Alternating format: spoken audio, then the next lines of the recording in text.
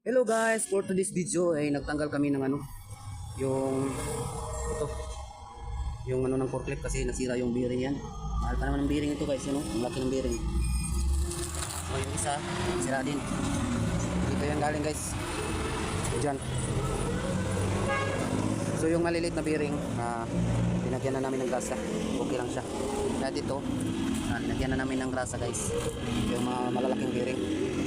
So yan. Tinanggal namin yung kamay ng forklift. Nasira yung dito. Yan.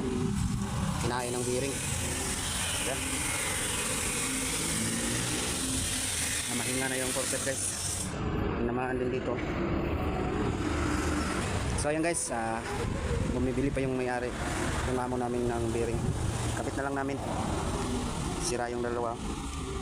Kailangan din na din yung palitan kaso lang mahal. So